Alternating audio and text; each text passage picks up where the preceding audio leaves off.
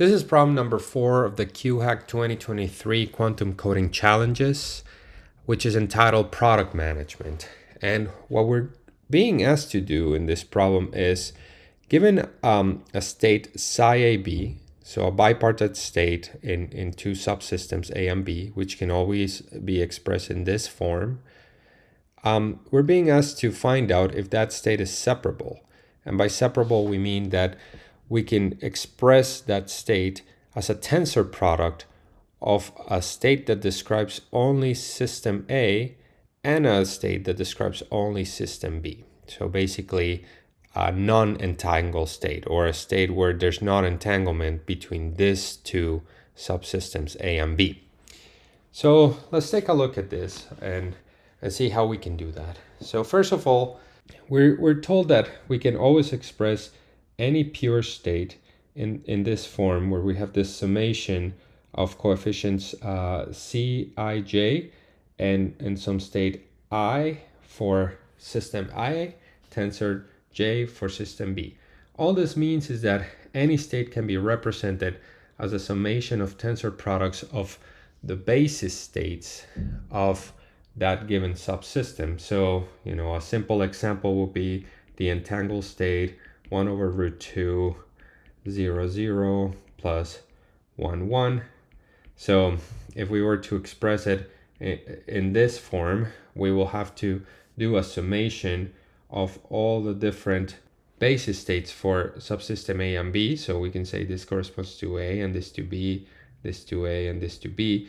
That will be the state C0, 0, 0, tensor 0, plus C0, 1, 0, tensor 1, plus C1, 0, 1, tensor 0, and C1, 1, 1, tensor 1, right? So these are all the I's for system A, and these are all the J's for system B.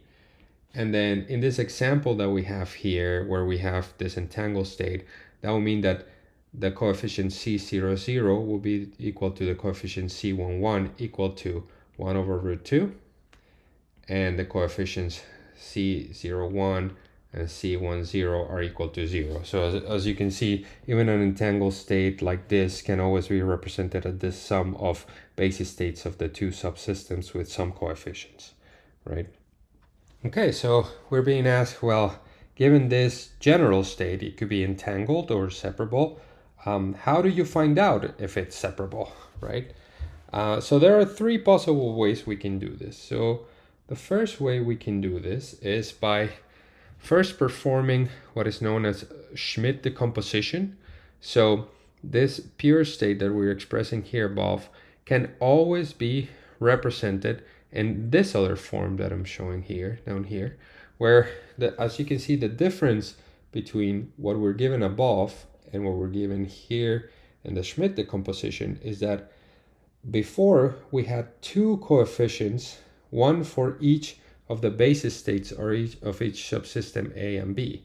But it can be shown that you can actually reduce this summation to only one coefficient K, in which then you can sum up through all the different K's in A and B. Now, this state K sub A and K sub B are not going to be, for example, just a computational basis. It can be a completely different state, but it can be shown that you can always perform this decomposition. So, for example, if we had the state 1/2 0, 0 plus 0, 1 plus 1, 0 plus 1, 1, well, this is a separable state, right?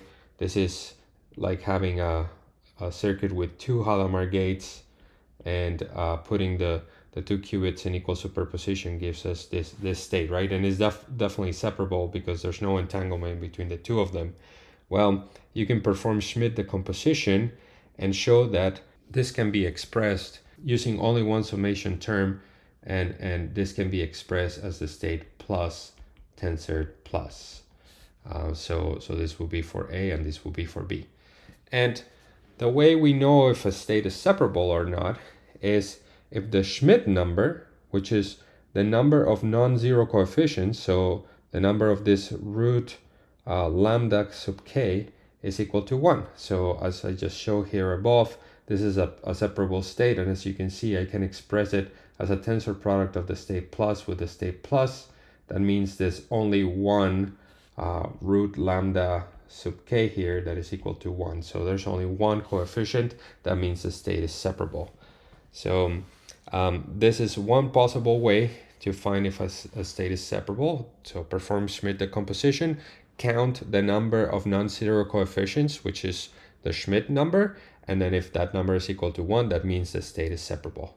Now, this is a rather complicated process, so a slightly easier way to find if a state is separable is by first finding the reduced density matrix for either subsystem A or subsystem B.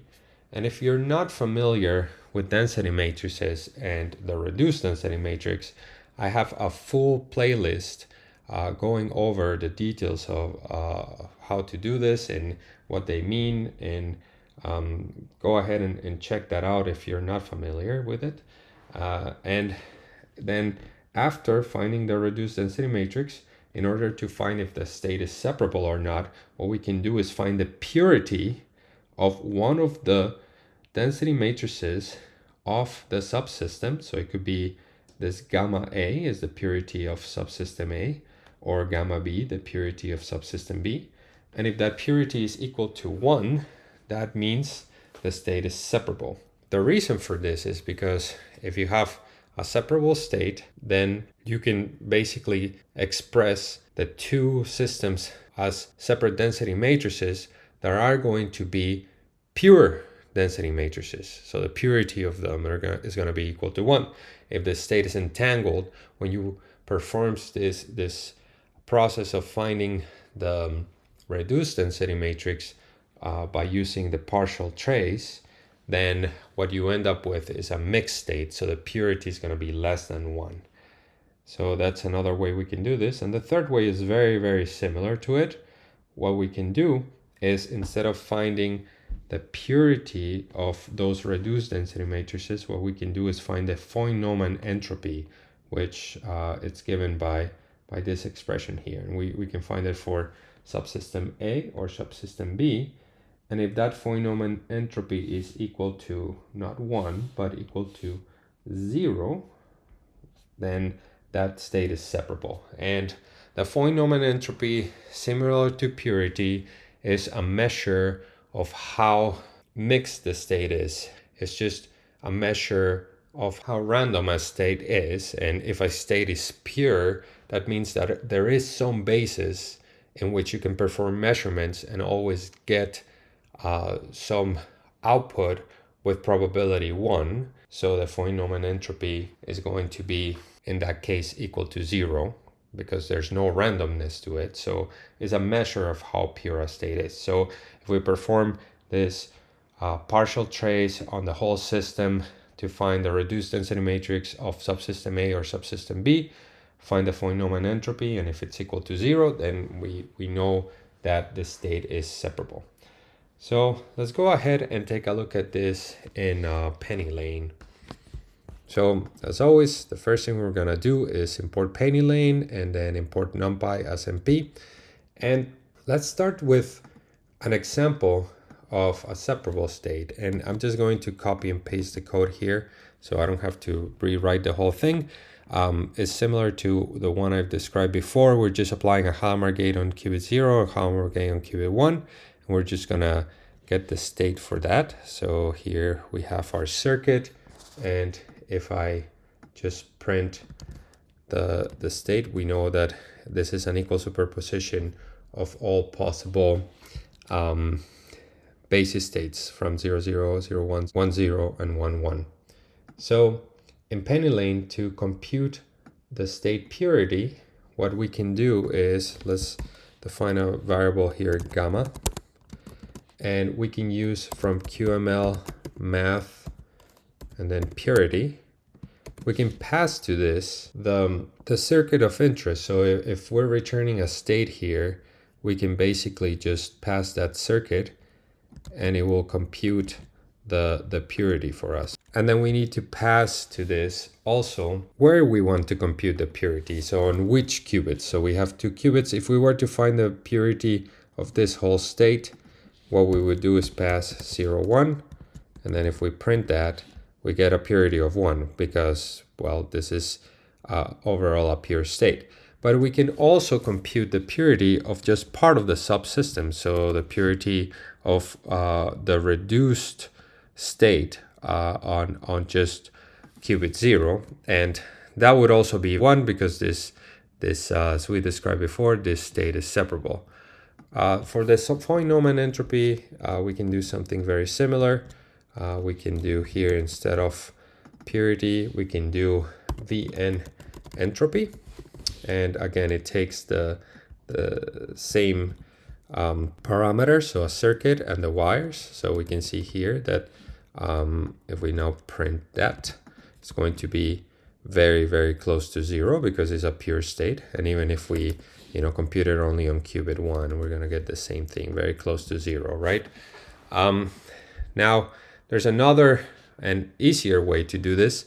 Instead of having the circuit here return state, you can actually have it return directly the purity on the wires we want. So if we want it on both wires, so the purity of the whole state, then we will just pass both wires. And then I don't think this allows me to draw the circuit. So what I'm going to print here is just what that function returns, which should be the purity. So if we do that, we get purity of 1. And same for Neumann entropy. We can do here Neumann entropy very close to 0.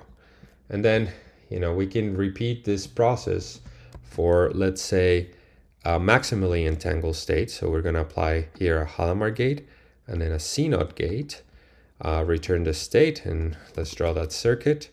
And if now here I asked to return the purity on wires 0 and 1, well, that's going to give us the purity of the whole state. But the whole state we're preparing here is a pure state, right? This is a state, the equal superposition state of 1 over root 2, 0, 0 plus 1, 1.